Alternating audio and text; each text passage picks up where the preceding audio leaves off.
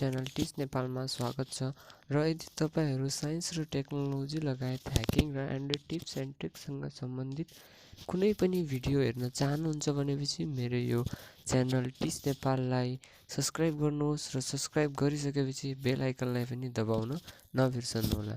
So साथीहरू, यदि तपाईलाई कुनै पनि समस्या छ भने चाहिँ मलाई कमेन्ट गर्नुहोस् र म त्यो समस्याको समाधानको लागि पनि भिडियो जरुर बनाउने छु।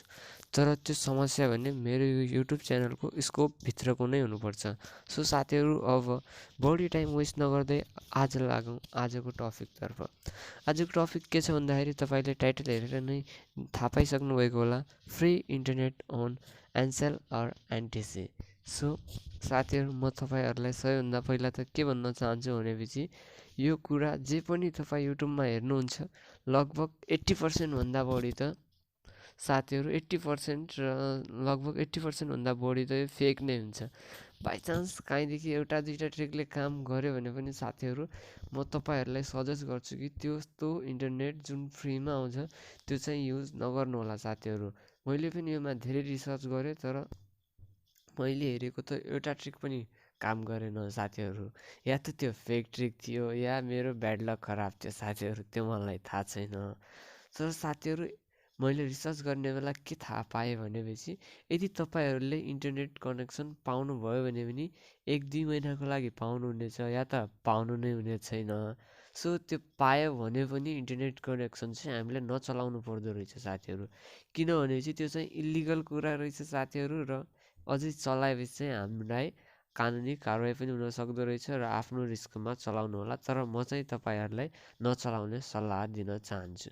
सो साथीहरू, मैले धेरै युट्युबमा धेरै च्यानलहरूमा हेरेँ, भिडियोहरूमा हेरेँ, तिनीहरूले हामीहरूलाई लगभग सबैको एक नासकै ट्रिक थियो। म तपाईँहरूलाई एउटा ट्रिक भन्न गइरहेको छु, तर मेरो मोबाइलमा चाहिँ काम गरेन साथीहरू। अब तिनीहरूले चाहिँ काम गरेको देखाएको थियो, कसरी गरेको रहेछ म लास्टमा भन्छु तपाईँहरूलाई। सो यो भिडियो चाहिँ पुरै हेर्नु होला।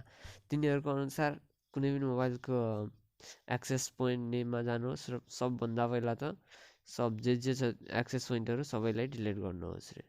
So let's do it. Delete गरिसकेपछि न्यू आइपिएनमा क्लिक गर्नुहोस् रे।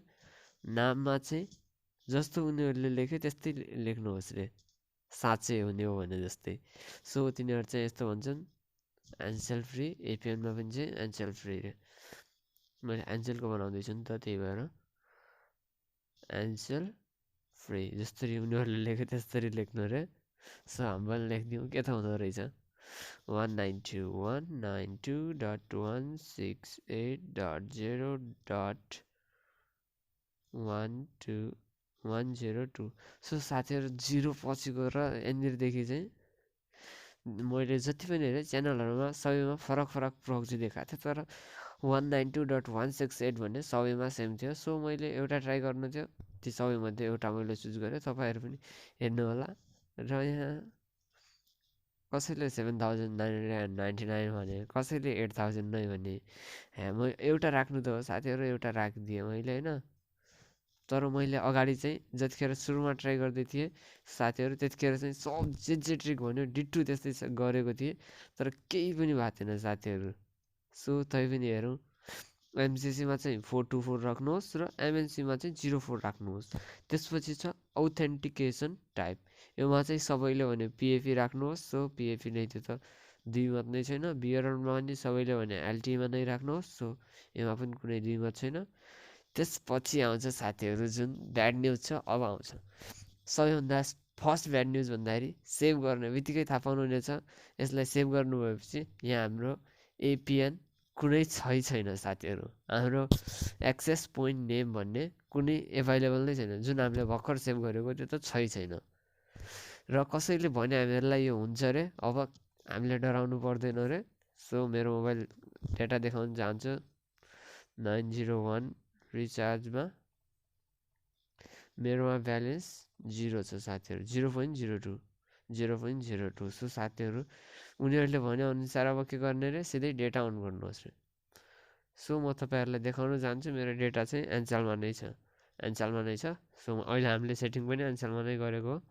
र अब यहाँ डेटाको चिन्ह चाहिँ देखाउँदैन रे, तर फेसबुक चाहिँ या इन्टरनेट चाहिँ चल्छ अरे है। ल हेरौँ है के त हुँदो रहेछ।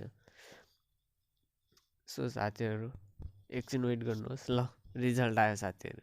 To use Facebook lite turn on mobile data अर कनेक्ट टु वाइफाई। यसको मतलब हाम्रो यहाँ त इन्टरनेट कनेक्सन नै आएको छैन। सायद यो मेरो ब्याड लक हो या यो फ्याक्ट्रीको, त्यो मलाई थाहा छैन साथीहरू।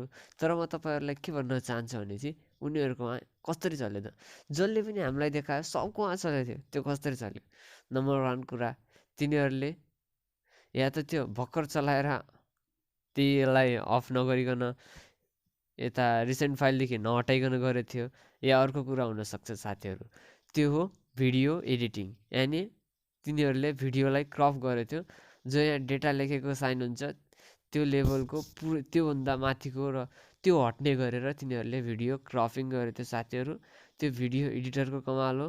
सो यदि तपाईँहरू त्यस्तै भिडियो एडिटिङ सिक्न चाहन्छु भने मलाई कमेन्टमा गर्नुहोला। म कमेन्टमा भिडियो एडिटिङ कसरी गर्छन् र कुन एपबाट गर्छन् भनेर भनिदिनेछु साथीहरू। अहिले भनेपछि यो भिडियो लामो हुन्छ, सो साथीहरू अहिले म त्यसको बारेमा अर्को भिडियोमा भन्नेछु। तर तपाईँहरूलाई के भन्न चाहन्छु भने चाहिँ फ्री इन्टरनेट जस्ट फेक हो।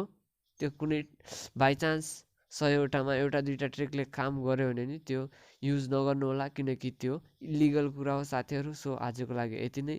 यदि तपाईँहरू एन्ड्रोइड ट्रिक्स एन्ड टिप्स लगायत ह्याकिङ र साइन्स एन्ड टेक्नोलोजीसँग रिलेटेड हेर्न चाहनुहुन्छ भिडियो भनेपछि चाहिँ सब्सक्राइब त गर्नु नै होला। र यदि यो भिडियो तपाईँलाई मन परेपछि लाइक गर्नुहोला। र यदि तपाईँहरू पनि यो फेक न्युजबाट आफ्नो साथीहरूलाई बचाउन चाहनुहुन्छ भनेपछि चाहिँ यो भिडियो सेयर गर्न नबिर्सनुहोला। र साथीहरू आजको लागि यति नै। जय नेपाल।